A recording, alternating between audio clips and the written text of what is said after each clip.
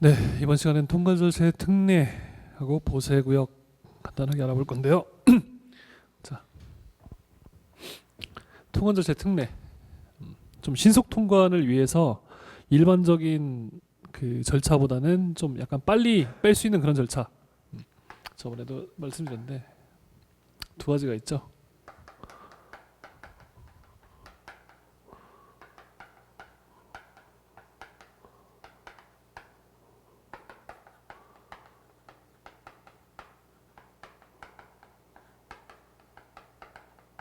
네, 이 두 가지가 있습니다. 자, 특례에서 첫 번째 수입 신고 수리 전 반출. 반출에 뭐라 동그라미 쳤어? 수입 신고 수리 전 반출. 자, 수입 신고 수리 전 반출은 세관장 승인을 받아야 되죠.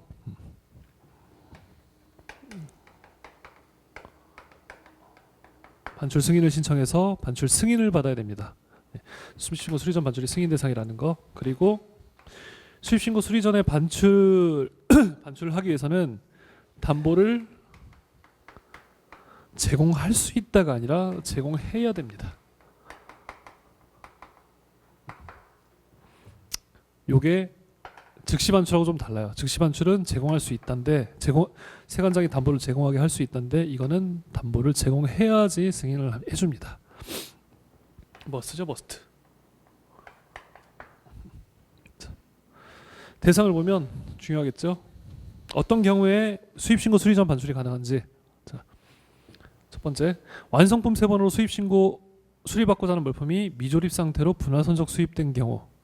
HS에 나와 있죠. 이거 HS에서 보시면 그 미조립 분해 물품, 미조립 분해 물품 같은 경우에는 완성품 세번으로 신고하게 돼 있죠. 그래서 미조립 상태 물품이 분할하여 수입 신고된 경우, 분할선적 수입 신고, 분할선적돼서 수입 신고된 경우, 이 경우에는 수입 신고 전 반출 승인 대상으로 봅니다. 그다음에 비축물자로서 비축물자로 신고된 물품으로서 실수요자가 결정되지 않은 경우, 아직 결정되지 않은 경우죠.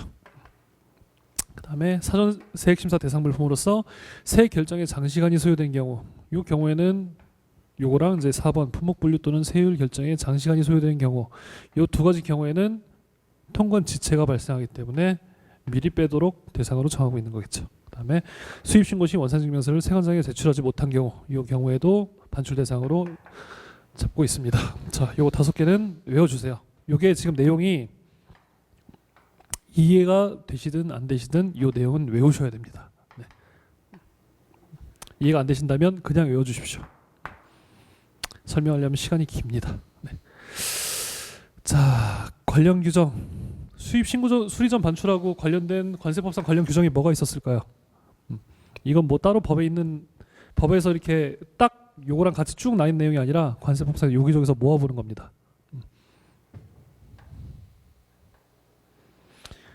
예전에 기간과 기한 계산할 때 뭐가 있었죠? 수입 신고 수리 전 반출 승인을 얻은 경우, 반출 승인을 받은 경우는 승인을 뭘로 본다 그랬죠?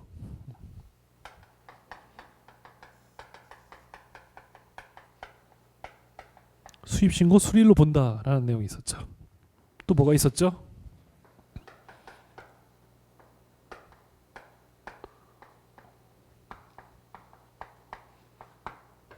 이런 말은 처음에 예전에 내공물품 의제란 말은 없어요. 그냥 제가 쓴 말인데 내공물품으로 의제한다, 본다. 뭐 수입 신고 수리 전 반출 승인을 얻어서 반출한 물품은 내공물품이죠. 그때 용어의 정의에서 외국물품, 내공물품 할 때 요것도 있었고, 그다음에 즉시 반출 신고를 하고 반출한 물품도 마찬가지로 내공물품에 들어 있었습니다. 그래서 관련된 규정의 관세법상 이런 게 또 있다. 내용 알아두시고요. 뭐 이거 통과절차의 특례에서 수리전 반출은 요거 하시면 돼요. 승인, 세관장 승인이다. 그리고 담보를 제공해야 된다. 그리고 대상이 이런 게 있다.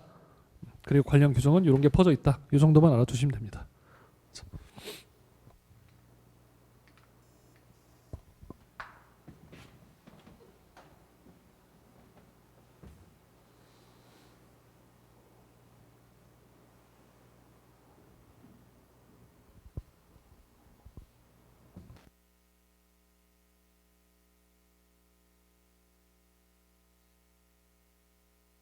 여기 다시 할게요. 처음부터 다시 할게요.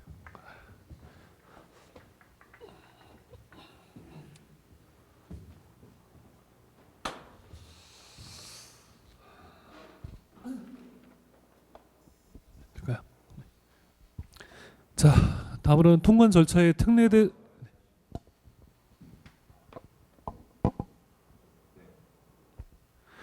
자, 다음은 통관 절차의 특례에 대해서 알아보도록 하겠습니다. 통관 절차의 특례다. 신속 통관을 위한 제도겠죠. 자, 통관 절차의 특례에는 크게 두 가지가 있어요.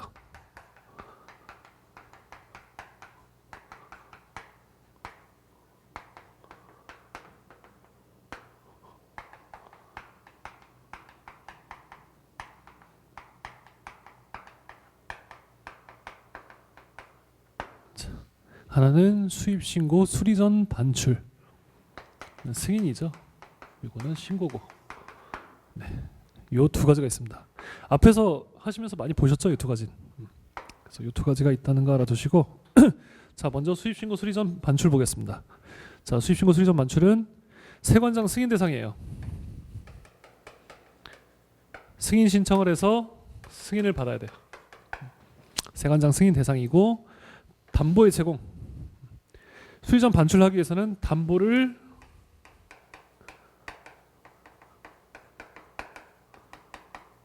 제공하게 할 수 있다가 아닙니다. 그리고 제공할 수 있다가 아니에요. 제공해야 합니다. 머스트입니다. 머스트. 이게 즉시 반출하고 똑같이 담보 제공이 들어가 있으면서 조금 다른 거예요. 담보를 무조건 제공해야 한다. 자, 대상. 말이 좀 어렵습니다. 외우셔야 돼요.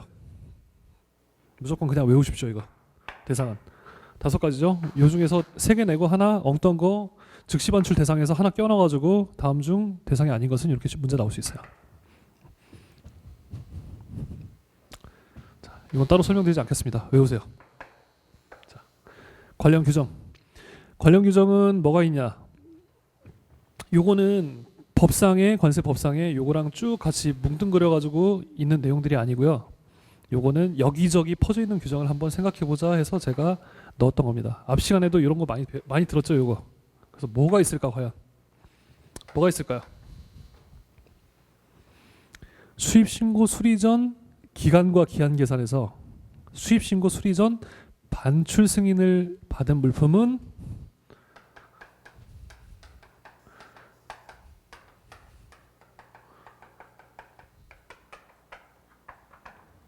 승인일을 수입신고 수리일로 본다라는 내용이 있었죠. 두 번째 뭐가 있죠 또? 내공물품. 용어의 정에서 내공물품. 수입신고 수리 전 반출 승인을 얻어 반출한 물품은 내공물품으로 본다. 그 용어의 정에서 뭐 외국물품 나오고 내공물품 나왔을 때 내공물품에 들어갔던 내용 중에 하나죠. 이게. 그래서 이런 규정이 있습니다. 그래서 수입신고 수리 전 반출에서는 알아두셔야 될 거는 세관장 승인 대상, 그 다음에 담보를 제공해야 한다. 그러니까 담보 제공한다. 그리고 대상으로 이런 게 있다.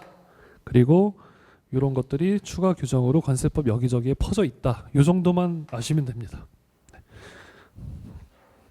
자.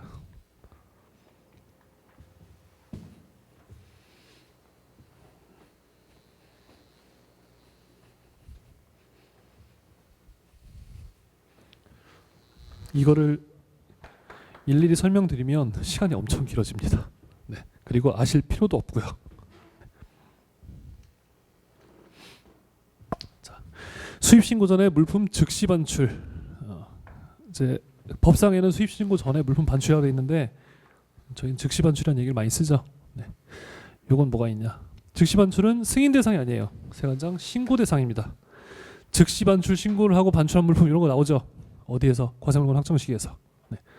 그래서 세관장 신고 대상이다. 그리고 세관장은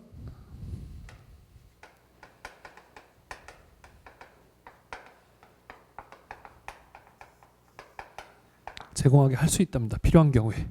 제공을 하여야 한다가 아니에요. 그게 반출 승인하고 수입신고 수리 전 반출 승인하고 조금 다른 겁니다. 똑같이 담보를 제공하면서도 다른 이유. 자, 그리고 즉시 반출 대상을 지정받아야 돼요. 뭐냐?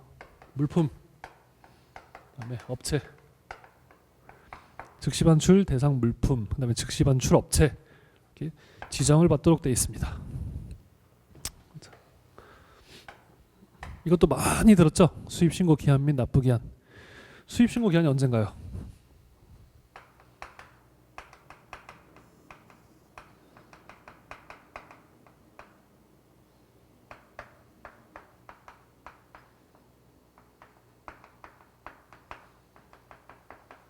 즉시 반출 신고한 날부터 10일 내에 수입 신고를 해야 되죠. 그리고 납부 기한은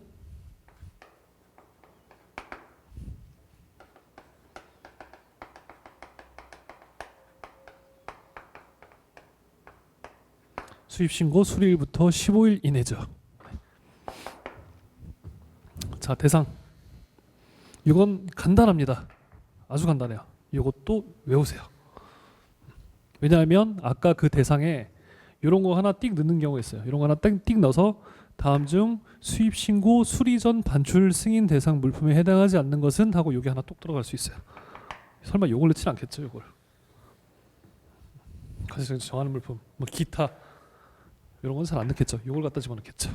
자, 그래서 대상을 잘 구별하실 수 있어야 합니다. 자, 신고 기한 내에 신고하지 않은 경우, 자, 즉시 반출 신고한 날부터 10일 이내에 수입 신고하지 않은 경우 어떻게 될까요?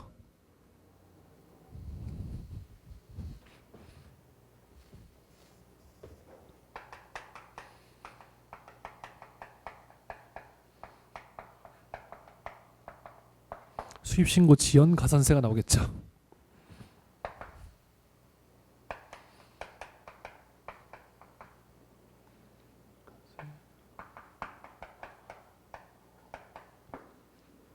수입 신고 지연 가산세는 해당 관세의 20% 상당액입니다. 20% 상당액의 가산세가 부과가 됩니다. 자, 그리고 또 하나.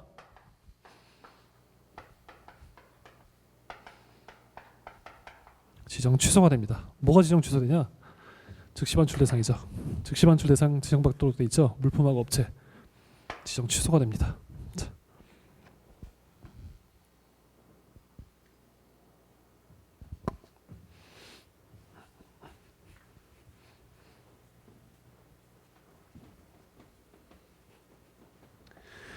자, 여기 또 이제 관세법상에서 기타 관련 요거 즉시 반출 신고하고 관련된 규정 여기저기서 한번 뽑아 보겠습니다. 자, 내국 물품 이제 마찬가지죠. 내국 물품 용어 정의 안에 있죠.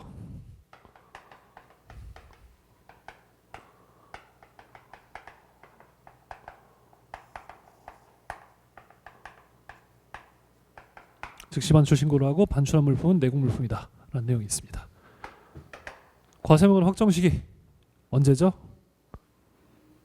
수입 신고 전 즉시 반출 신고를 하고 반출한 물품 과세목은 확정 시기.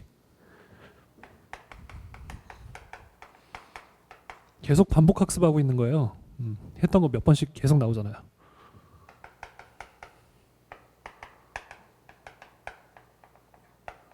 즉시 반출 신고를 한 때에 수량과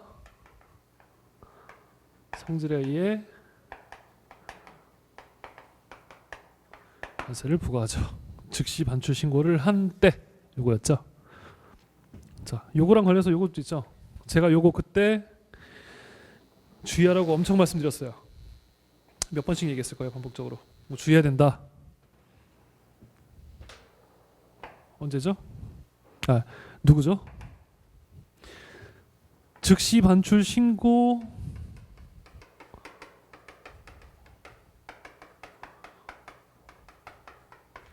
즉시 반출 신고를 한 자? 아니죠.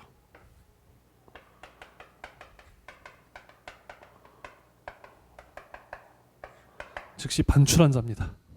이거 속으시면 안 돼요. 즉시 반출한 자예요. 자, 적용법령 시기는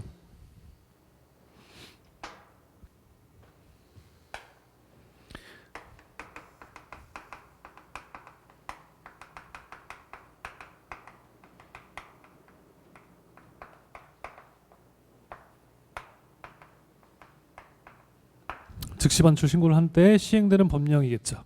그 법령을 적용합니다. 자, 관세법에서 여기저기서 모아갖고서 한번 과거에 했던 거를 돌아봤습니다. 잘 알아두셔야 됩니다. 네.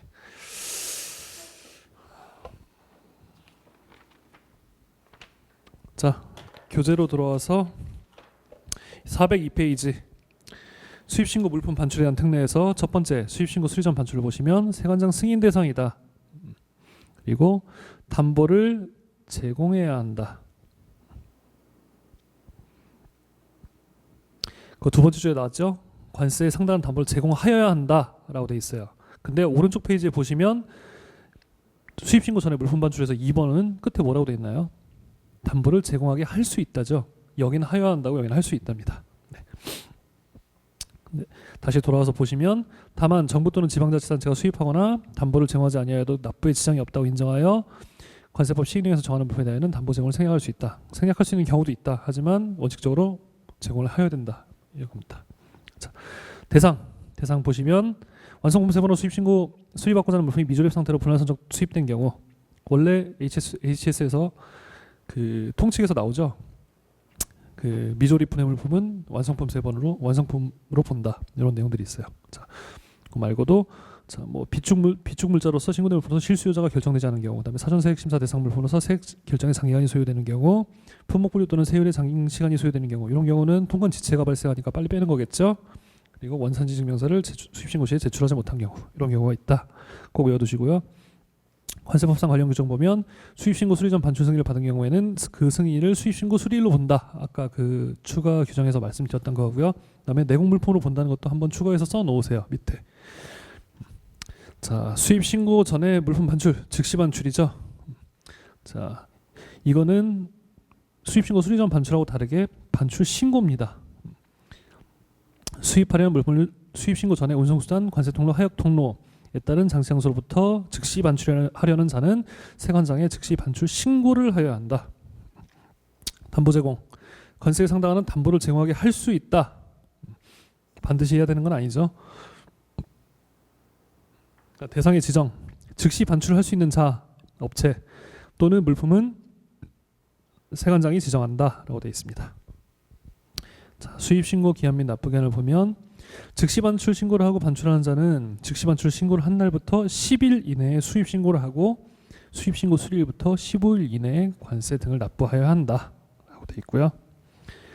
대상 두 가지도 외워두시라고 했습니다. 자, 이 대상은 따로 읽진 않겠습니다. 자, 신고기간 내 수입신고하지 않은 경우에는 수입신고 지연 가산세로서 관세의 100분의 20에 상당하는 금액을 가산세로 징수하게 됩니다. 그리고 즉시 반출할 수 있는 자 또는 물품의 지정이 취소될 수 있어요. 관세법상 관련 규정을 보면 내공물품이죠. 즉시 반출 신고를 하고 반출된 물품은 내공물품으로 본다. 그리고 과세물건 확정 시기는 즉시 반출 신고를 한 때, 적용 법령 시기는 즉시 반출한 때 시행되는 법령을 한다. 참 말씀 잘못 드렸네요.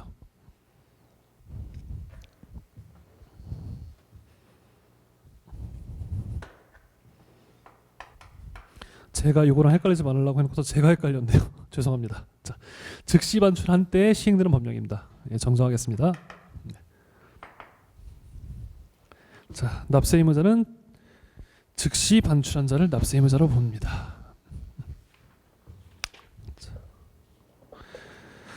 자, 다음 보실까요?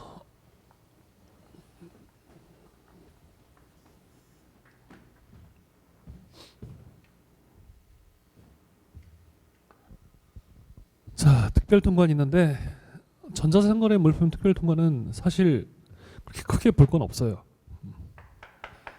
요것만 보시면 될 것 같아요. 특별통관 대상업체로 신고할 수 없는 자.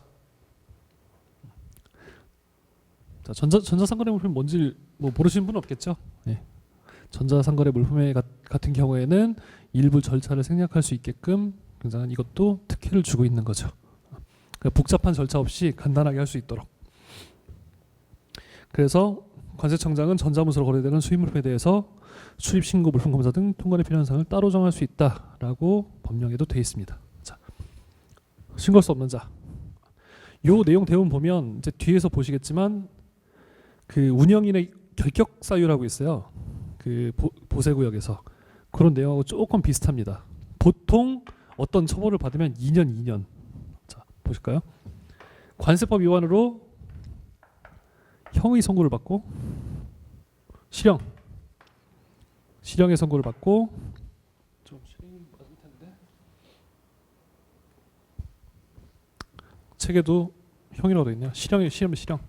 실형의 선고를 받고 집행이 종료되거나 면제된 후 집행이 끝나거나 면제된 후 2년이 경과되지 않은 자. 아까 2년 기준이 많다고 했습니다. 2년. 자, 관세 대표자 또는 임직원이 통고 처분을 이행한 후 2년이 경과하지 않은 자. 그다음에 관세 및 내역세를 체납하고 있는 자. 그다음에 특별통관 대상 업체 자격이 취소된 후 2년 미경과자, 경과하지 않은 자. 다만 스스로 일부러 취소한 경우, 법인으로 전환하기 위해서 개인 사업자가 일부러 취소한 경우에는 여기 적용이 되지 않는다. 그래서 요거 네 가지도 외워 두셔야 됩니다.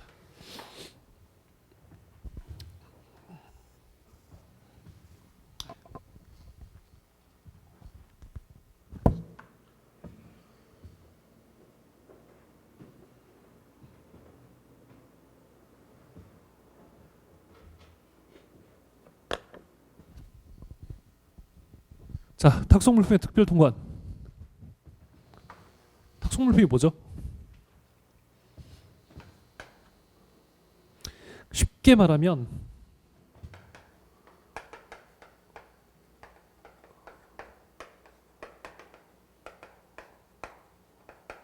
탁송업자, 그 운송을 위탁받은 자, 그런 탁송업자가 운송하는 물품인데 대표적인 게 이런 게 있죠. 뭐 페덱스, DHL 이런 걸로 운송하는 거, 네, 이런 거죠. 탁송품.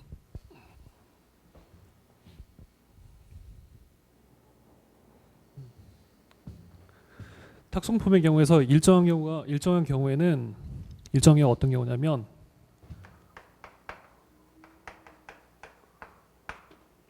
미화 100불.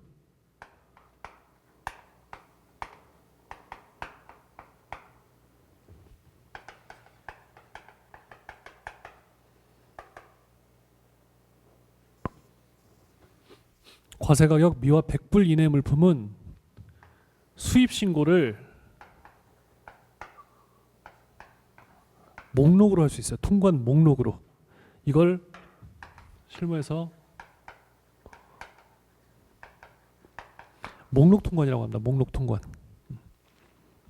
그래서 미화 100불이라고 되어 있는데 요 관련 고시가 또 따로 있어요. 요 관련 고시를 보면 미화 100불 이내의 물품이지만 다만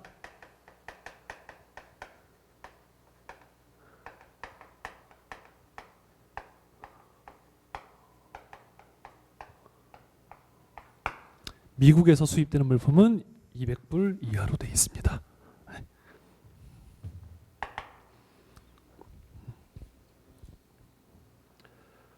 그래서 저 미화 100불이 이제 뭐 탁송품, 그다음에 뭐 저 자가 사용 물품 또는 면세 상용 겸품 이런 걸로서 100불 이내의 물품은 수입 신고를 목록 통관을 할 수 있도록 하는 거. 정식 수입 신고가 아니라 그러니까 적하 목록이나 이런 목록을 제출함으로써 신고를 대신하게 할 수 있는 거. 이게 그래서 특별 통관입니다. 그래서 다만 미국에서 수입되는 물품만 200불입니다. 이건 미국하고 협정에 의해서 얘네들만 200불까지 상향 조정을 시켜놨어요. 이것도 얼마 전에 상향된 거예요. 이것도. 자, 탁송품 운송업자의 의무, DHL, 페덱스 무슨 의무를 지냐? 당연한 얘기예요. 통관 목록 사실과 다르게 제출해서는 안 된다. 당연한 얘기겠죠. 뭐 이건 더할 나위도 없죠. 당연한 거고. 제출한 통관 목록에 적힌 주소지가 아닌 곳으로 배송한 경우 배송일이 속하는 달에 다음 달 15일까지 밑줄 치셔야 되겠죠. 배송일이 속하는 달에 다음 달 15일까지 실제 배송 주소지를 관할 세관장에 제출해야 됩니다. 여기 관할 세관장이 아니라 실제 배송 주소지를 세관장에 제출해야 된다는 얘기고요. 만약에 이 상기 요 두 가지를 위반을 하거나 통관 제한 물품을 관세법에 대한 통관 제한 물품을 국내 반입한 경우에는 목록 통관 절차 적용을 배제시킵니다. 특혜를 안 주겠다는 얘기예요. 그냥 정식 수입 신고해라 이거예요. 목록 통과는 굉장히 빨리 할 수 있거든요.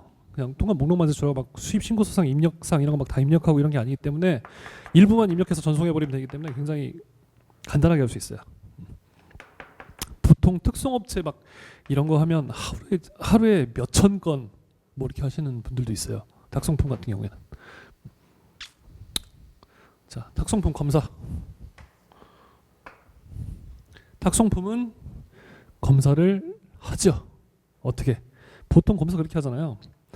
딱 그 컨베이어 벨트 같은 데 놓고서 엑스레이 투식이 쫙 지나게 하잖아요. 물품을 컨베이어 벨트에 놓고 투시기를 엑스레이 투시기를 지나게 딱 하면 그 모니터에 안에 뭐가 들었는지 이런 게 딱 나오잖아요. 뭐 예전에 얼마 전에 TV를 보니까 여기다가 외국에서인가 우리나라에서인가 애기를 여기다가 넣어갖고 오다가 걸려갖고 한번 난리 난 적이 있었는데 뭐 여담이고요. 자, 이렇게 해서 탁송 물품은 검사를 한다. 탁송 물품의 통관 장소. 통관 장소는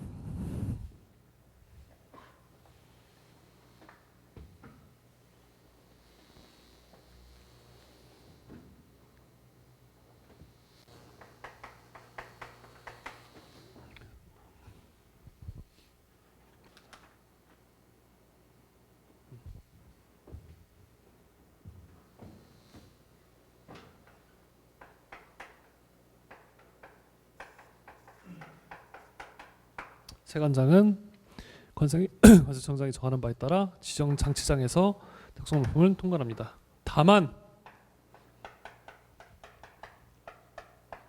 감시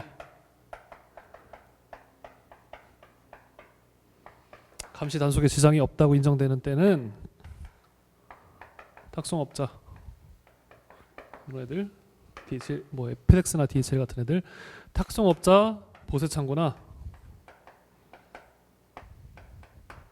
시설 탁송업자 보세창고나 시설에서도 할 수 있다. 감시 단속에 지장이 없는 경우 원칙은 지정장치장에서 하고 이 지정장치장은 뒤에 보세구역에서 나올 겁니다. 자, 이 정도 알아두시면 될 것 같습니다.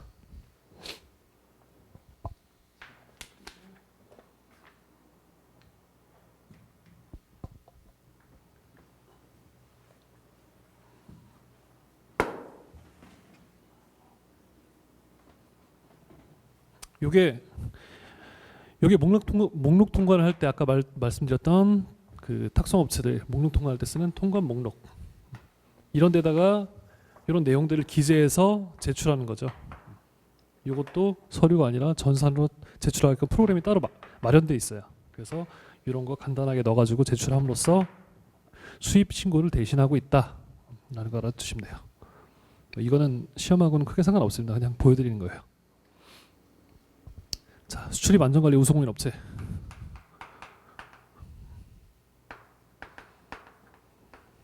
AEO라고 하죠. 이게 왜 나왔냐? 수출입 안전관리 우수공인 업체가 왜 나왔냐? 미국의 9.11 테러 때문에 그때 9.11 테러하면서 물품 뭐 인증 이렇게 국가적으로 인정받지 않은 그런 업체들에서 들어오는 물품에 대해서 굉장히 이제 거부감을 갖게 됐죠. 미국에서 9.11 테러 난 다음부터. 그래서 수출입 안전관리 우수공인 업체로 공인을 받은 물품에 대해서는 미국에서도 통관 절차상의 혜택을 부여하고 있습니다. 그래서 미국 때문에 9.11 테러 때문에 생겨났다고 생각하시면 돼요. 이거 뭐냐?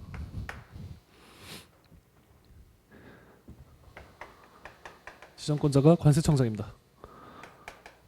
관세청장은 이러한 기준을 충족하는 업체가 신청하는 경우 심사에서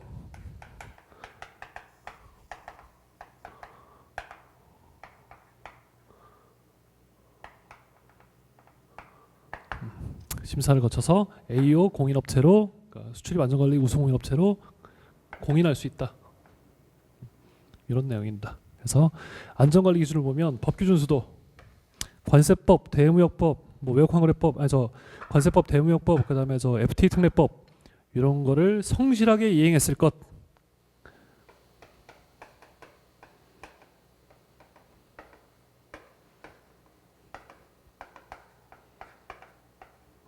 무역 관련 법령을 관세법이라든지 FTA 특례법, 대무역법 이런 법령을 성실히 이행했을 것. 재무건전성, 관세 등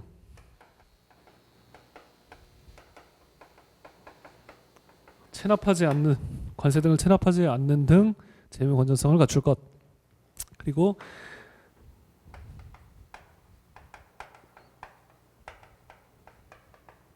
직원교육 체계 등 안전관리 확보 시스템을 구축할 것. ERP죠, ERP. 그다음에 기타 수출입 안전관리에 관한 기준을 충족할 것. 요 네 가지가 있습니다. 네. 그래서 요거는 아까 말씀드렸던 요거죠. 관세청장한테 서류를 갖춰서 공인 신청을 하면 심사를 거쳐서 공인합니다. 공인. 왜 이걸 받냐? 왜 이걸 굳이 받아야 되냐? 이거 안 한다고 수출입할 수 없는 거 아니냐? 그건 아니죠. 왜 받냐? 공인업체에 대한 혜택이 있어요. 이게 제일 중요하죠.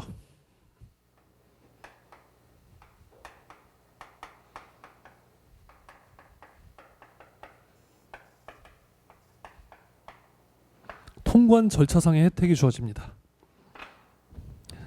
시험에는 어떻게 나올까요?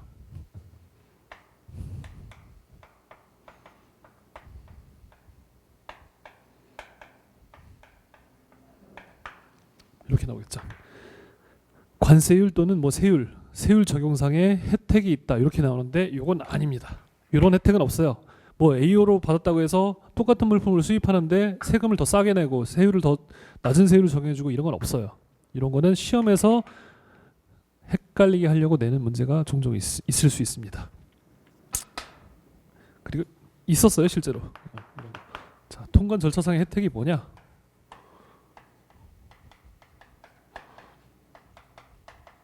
검사 완화, 검사 비율을 줄여줘요. 왜? 안전관리 우수공인 업체인데 뭐하러 검사를 자주 하겠습니까? 이런 조건을 다 갖추고 있는데, 그래서 검사를 완화한다든지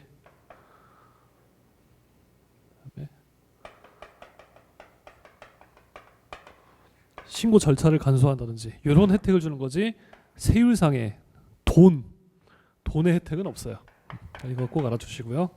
그다음에 상호주의에 따른 인정은 뭐냐면 우리나라에서 AEO 받은 업체 이런 통관 절차상의 혜택이 있죠. 외국에서 AEO 받은 업체, 우리나라 아니라 외국에서 AEO 받은 업체도 우리나라에 수입할 때 우리나라에서 인정을 해주겠다, 이런 혜택을 주겠다는 얘기예요.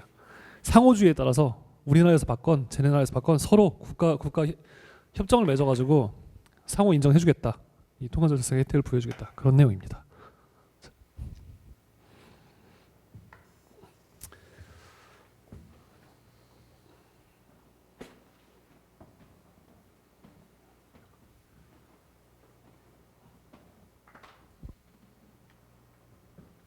자, 공인 취소.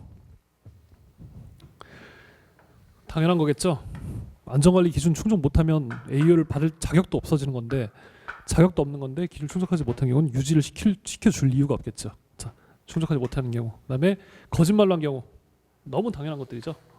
이런 경우에는 AO 공인을 취소하고, 취소를 하기 전에 반드시 청문을 실시해야 됩니다. 청문 실시 대상도 관세법상 청문 실시 대상을 제가 교재에 모아놨어요. 나중에 보시면 될 겁니다. 중소기업 지원, 이건 뭐 지원이라기보다는 관세청장은 이런 중소기업들이 이런 AEO 인증 제도가 있다는 걸 잘 모를 거예요. 잘 모르고, 관세청장이 모르는 게 아니라 중소기업들이 모르니까 요거를 AEO를 받게 하게끔 그런 교육이나 받게 이렇게 인도하는 그런 지원을 관세청장이 할 수 있습니다. 네, 그래서 그렇게 해서 중소기업 지원이라고 한 거고요. 따로 뭐 금액으로 별도 뭐 지원하거나 이런 건 없습니다. 네.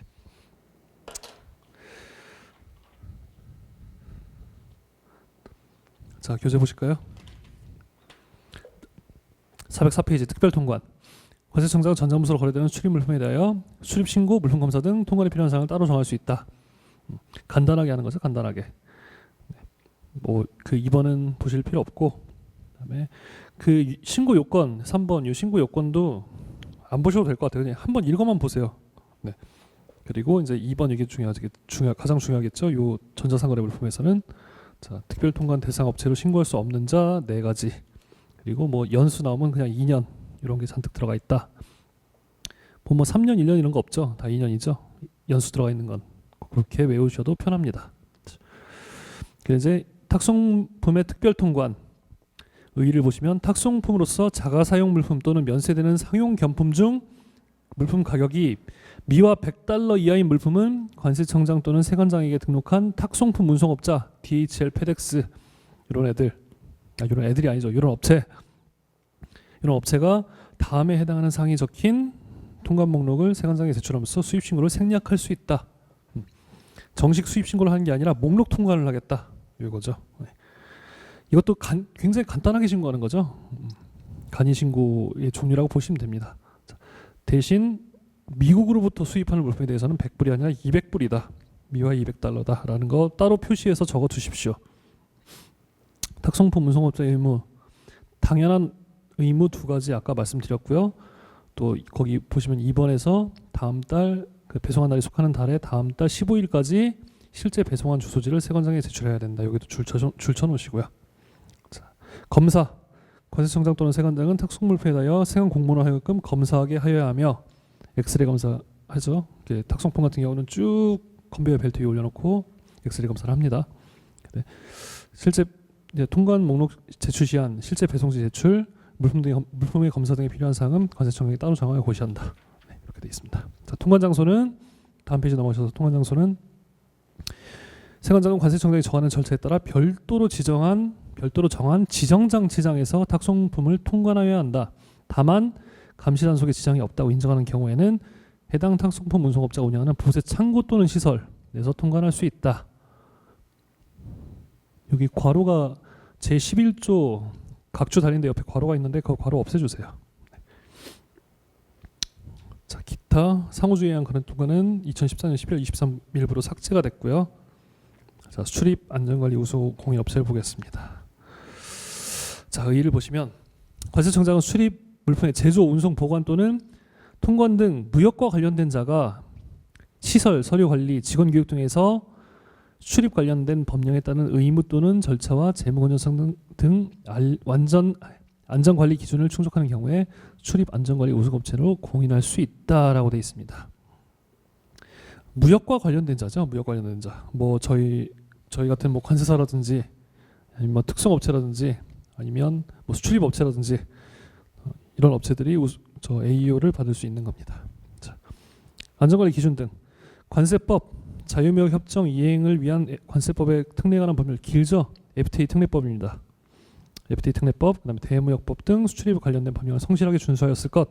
그다음에 관세 등 영업활동과 관련한 세금을 체납하지 않는 등 재무 건전성을 갖출 것. 수출입 물품의 안전관리를 확보할 수 있는 운영 시스템, 거래업체, 운송수단 및 직원 교육 체계 등을 갖출 것. 네, 여기 뭐 ERP 기본적으로 ERP가 있겠죠.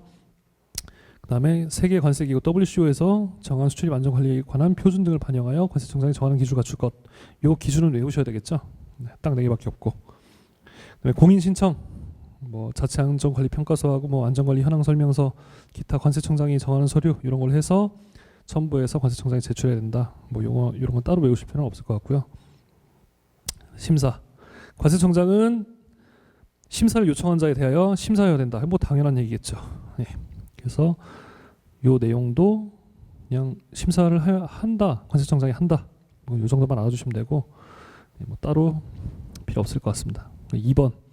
관세청장은 심사를 할 때 국제선박 보안증서를 교부받은 국제항해선박 소유자 또는 항만시설 적합 확인서를 교부받은 항만시설 소유자에 대해서는 안전관리 기준 중 일부에 대하여 심사를 생략하게 할 수 있다. 간단하게 그 정도만 알아주시면 되고요. 자, 공인업체에 대한 혜택 가장 중요하다고 했죠.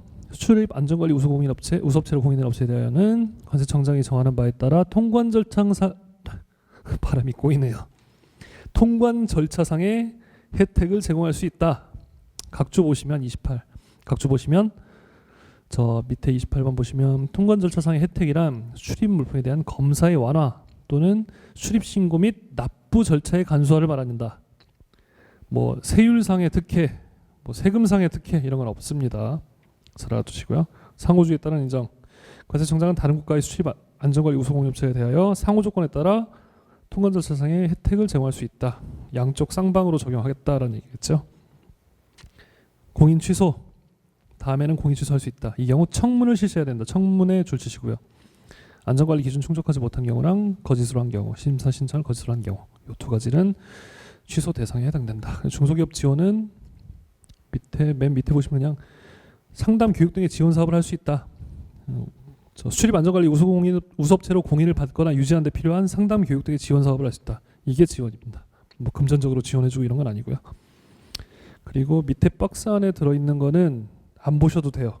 그냥 참고 자료로 넣는 건데 보지 마세요. 전혀 보실 필요 없습니다.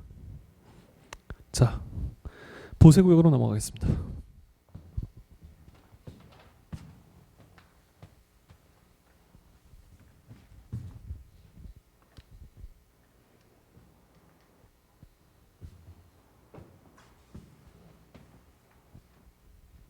보세구역에서 또 굉장히 중요한 게 문제 내기 편하고 되게 중요한 게요.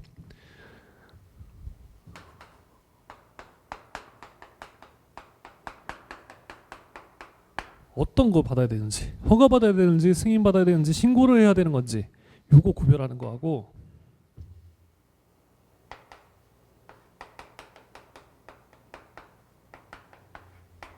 허가 승인권자가 누군지 요거 가지고 장난 많이 칩니다.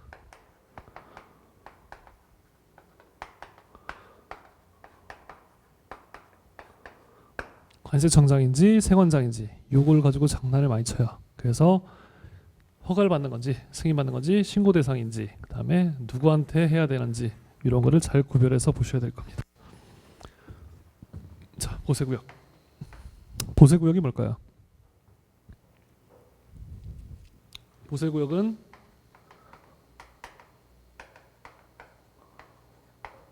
우리나라에 있지만 관세법상 외국이라고 했죠. 네. 보세구역이 왜 있을까요? 뭐 보세구역 종류에 따라서 여러 가지 사유가 있겠죠. 하지만 우선은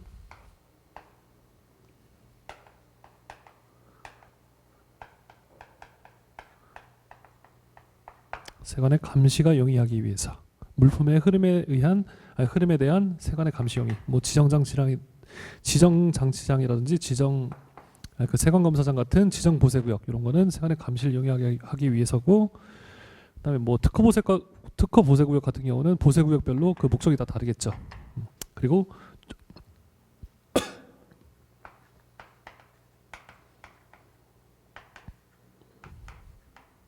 종합보세구역은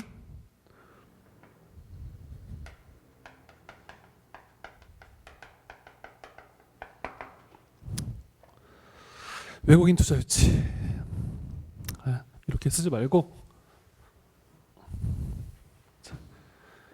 아예 자 처음부터 다시 하겠습니다. 여기 자 보시면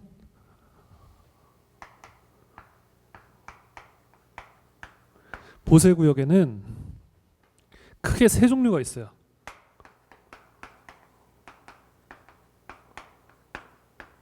지정보세구역과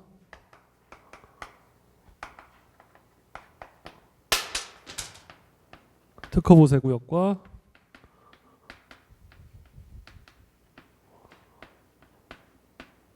종합보세구역이 있어요. 자, 지정보세구역은 다시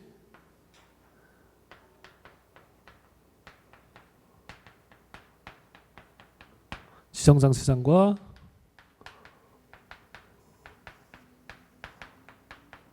세관검사장으로 나눠집니다. 자, 특허보세구역은 5가지가 있어요.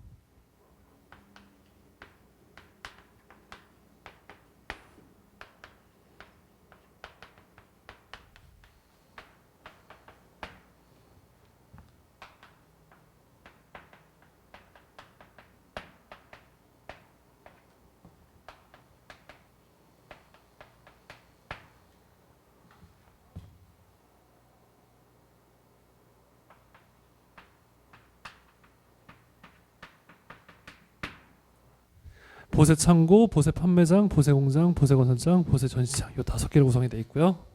종합보세구역은 상기,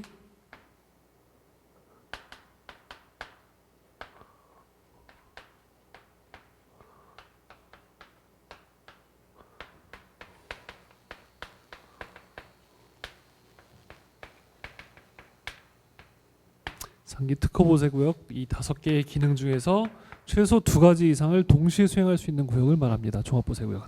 자, 지정 보세 구역은 왜 있을까요? 이거는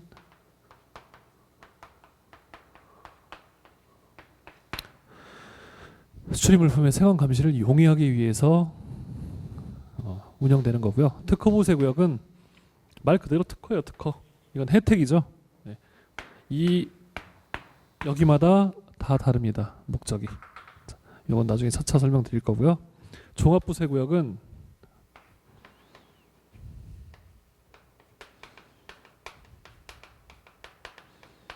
외국인 투자 유치를 위해서 생겨난 제도입니다. 네. 이 정도만 우선 알아주시고요.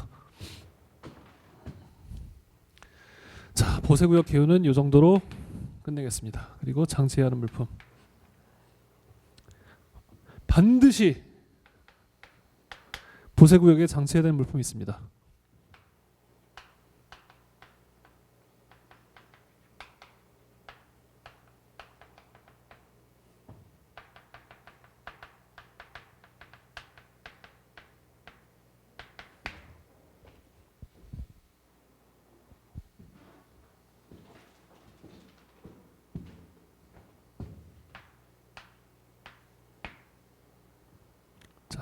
외국 물품과 내국 운송 신고를 하려는 내국 물품인데 이건 알겠는데 이게 뭔 소리냐? 내국 운송은 뭐냐면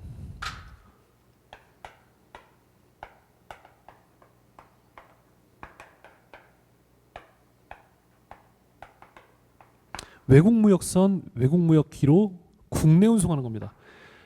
외국 무역선, 외국 무역기로 내국 물품을 운송하면 어떻겠어요? 이거 내국 물품 그냥 수출 통관 안 하고 가지고 튈 수도 있겠죠. 관리하기가 굉장히 불편하죠. 그렇기 때문에 외국 물품과 내국 운송 신고를 하려는 내국 물품은 반드시 보세구역에 장치해야 됩니다. 다만 그렇지 않은 물품도 있어요. 뭐냐?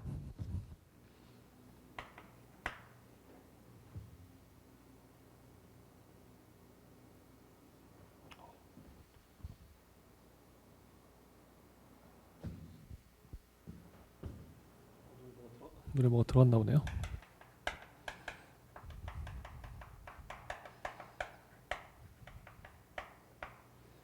자, 수출 신고가 수리된 물품.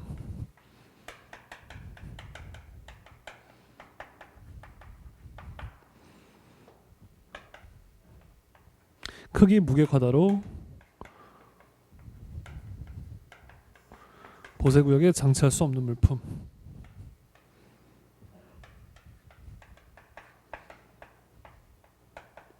압수 물품.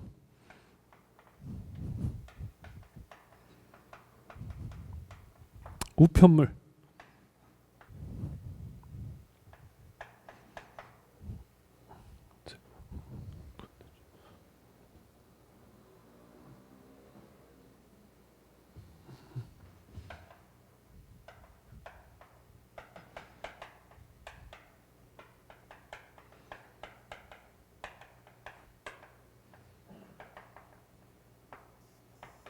재등 사유로 임시 장치한 물품.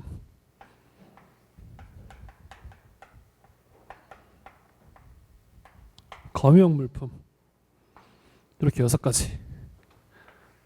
요 6가지는 보세구역 반드시 보세구역에 장치할 필요는 없습니다.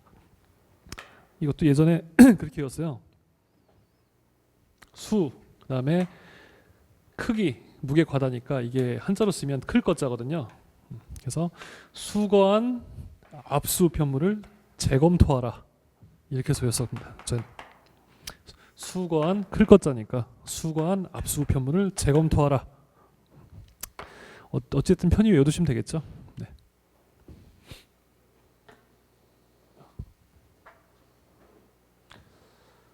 자, 물품 반출입을 보시게 되면 이게 보세구역 통칙입니다. 통칙. 모든 보세구역에 다 적용되는 그런 내용들이에요. 자, 보세구역에 물품 장치해야 되겠구나. 이걸 먼저 해야 되겠네요. 자, 지우겠습니다. 자, 여기서부터 이제 나오기 시작합니다. 아까 여기 썼던 거 허가 승인 이런 거. 자, 보세 구역 외 물품 장치는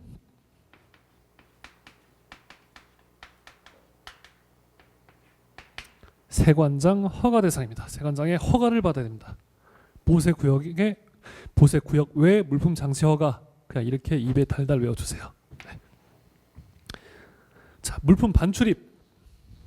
보세 구역에 물품을 반입하고 반출하는 거. 요거는 세관장 신고 대상이에요. 물품 반출입은 신고. 왜 보세구역 외 물품 장치 장소 보세구역 외 물품 장치는 왜 세관장 허가를 받아야 되냐? 보세구역은 아까 말씀드렸죠. 지정 보세구역 같은 경우는 세관 감시가 용이하게 하는 건데 보세구역 밖에다가 지금 장치를 했어요. 그럼 세관 감시가 아무래도 좀 보세구역에 있는 것보다는 좀 덜하겠죠. 그렇기 때문에 허가. 이게 빡센 순서가 죄송합니다. 빡세다고 해서 허가, 승인, 강도가 이렇게 되죠. 허가 받아야 되는 게 가장 강도가 센 거고 그 다음이 승인이고 그 다음에 신고. 신고는 그냥 거의 통보죠. 뭐 신고서 제출하고 이렇게 해서 신고해서 할 수 있는 거고 점점 올라갈수록 까다롭습니다. 그래서 이런 거는 세관장 허가 대상이다. 물품 반출입은 세관장 신고다. 반입 반출할 때는. 그 다음에 세관장은 보세구역에 물품이 반입되거나 반출될 때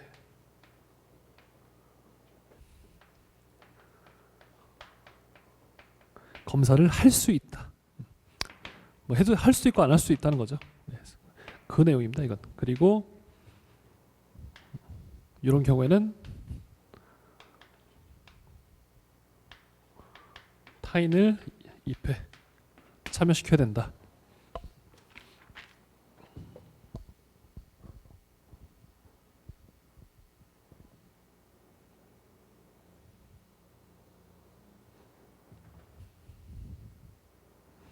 말씀을 잘못 들었구나.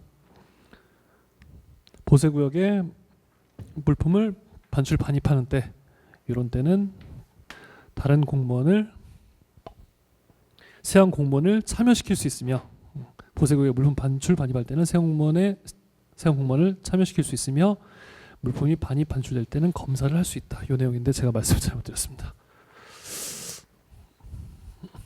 또 정신이 혼미해져 오기 시작하네요. 마이 시간이 다가오고 있습니다. 자, 반출입 물품의 제한.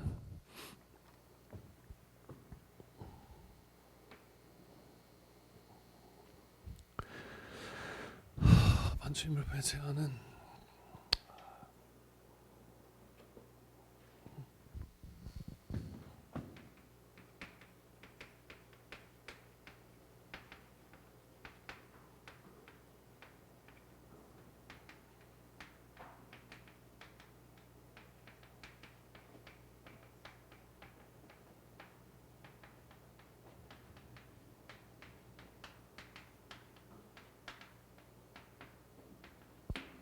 세관장은 보세구역에 반입할 수 있는 물품의 종류를 제한할 수 있습니다.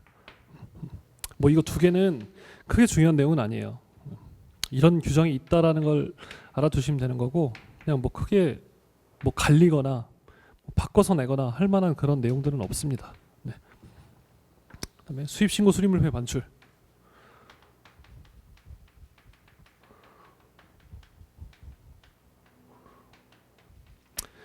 수입신고 수리 물품은 보세구역에서 원칙적으로 연장 승인을 받지 않은 이상 15일 이내에 반출해야 됩니다. 보세구역에서 수입신고 수리일부터 15일 이내에 반출해야 됩니다.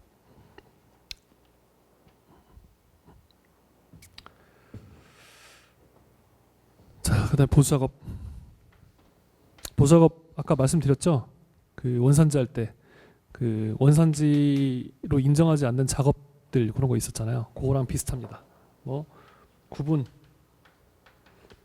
뭐 분할, 그다음 뭐 단순 조립, 그다음 뭐 재포장, 뭐 보관을 위한 작업. 그다음에 뭐가 있을까요? 개수 작업, 상품성 향상을 위한 개수 작업. 이런 걸 요게 이제 보수 작업의 범위에 해당됩니다. 이런 걸 보수 작업이라고 하는데 제조 이런 건 아니죠. 제조 이런 건 보수 작업이 아닙니다. 제조 뭐 이런 거는 그다음에 단순 가공이 아니라 그냥 일반 가공 이런 거는 보수 작업 범위에 해당되지 않습니다. 자, 여기도 나왔습니다. 보수 작업 승인. 그리고 보세구역 안에서 하는 보수 작업이 좀 불가능하다 싶으면 보세구역 밖에서 하는 작업의 승인을 받을 수도 있어요. 세관장 승인 대상입니다. 자, 여기서 자, 밑에까지 설명하고서 또 정리하겠습니다. 해체 절단 등의 작업. 세관장은 보세구역 내에서 해체 절단 등의 작업을 명할 수 있습니다. 물품의 해체 절단 등의 작업. 그리고 해체 절단 등의 작업을 하려는 자는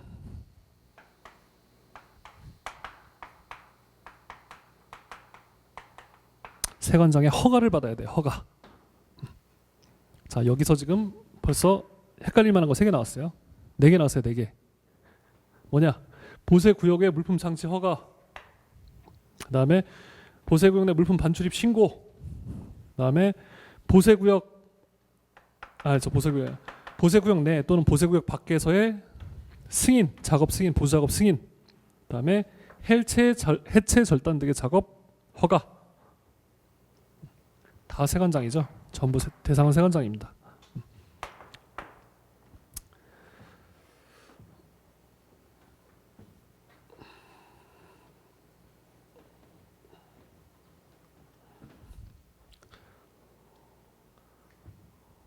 자.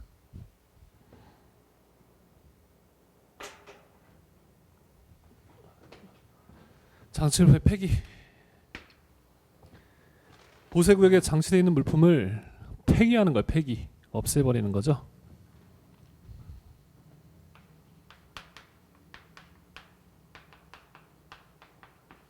세관장 승인을 받아야 됩니다. 세관장 승인. 자, 추징.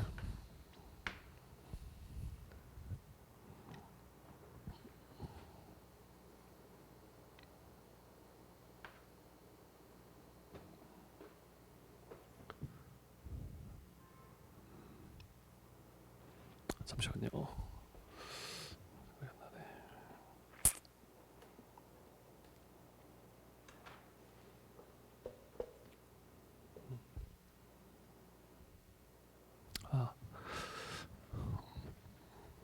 납세 의무자에 나왔었죠.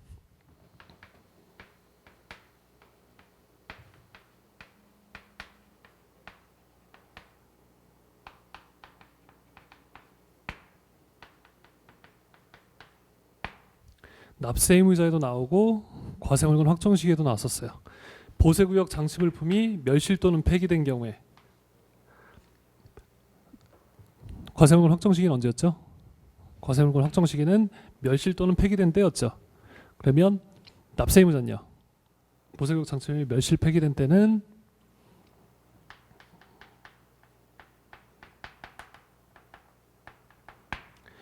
운영인, 보관인이 납세 의무자였어요. 그래서 멸실 폐기된 때는 운영인 또는 보관인으로부터 그 관세를 추징한다 라고 해서 추징을 넣어놓은 거고요. 그 다음에 잔존과세.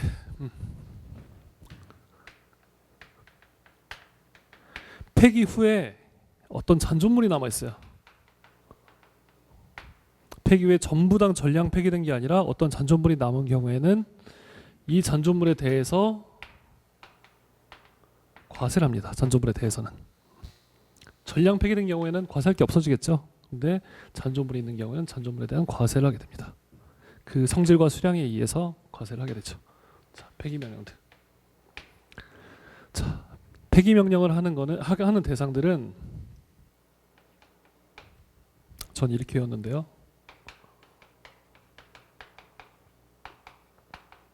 사부유상관. 사람의 생명이나 재산을 해할 우려가 있는 물품, 그 다음에 부패 또는 변질된 물품, 그 다음에 유해한 물품.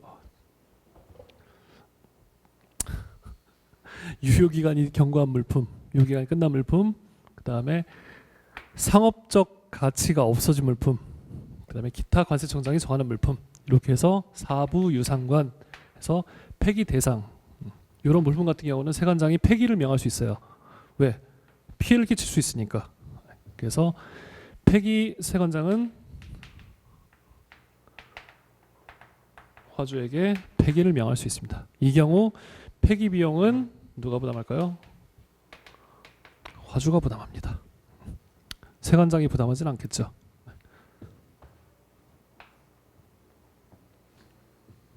자, 견본품 반출. 뭐 세관장은 뭐 세관 공무원은 그 검사 목적상 필요하다고 인정되는 경우에는 그 견본품, 그 물품의 견본품을 반출해 갈 수 있는데, 견본품 반출은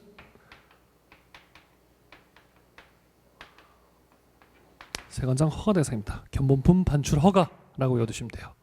네, 그래서 이게 만약에 이제 검사 목적으로 반출됐다가 그 검사를 하면서 예를 들어 뭐 분석 시료예요. 시료인데 이게 가루를 내 가지고 분석을 다 마치고서 폐기될 거 아니에요. 버려질 거 아니에요. 그런 경우에는 수입 신고를 하고 관세를 납부하고 수입 신고가 수리된 것으로 간주합니다.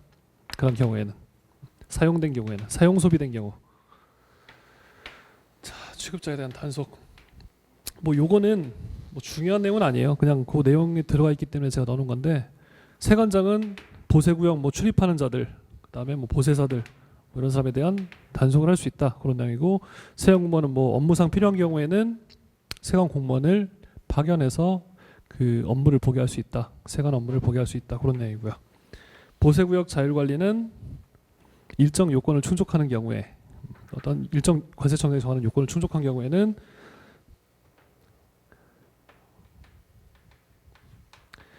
일부 절차를 자체적으로 얘네들 보세구역 자율관리 보세구역 자체적으로 할 수 있게 허가해 주는 겁니다. 그래서 그 자율관리한 내역들 있죠. 얘네들이 스스로 자율관리한 내역들을 나중에 세관장에게 신고를 하게 됩니다. 이게 보세구역 자율관리고요.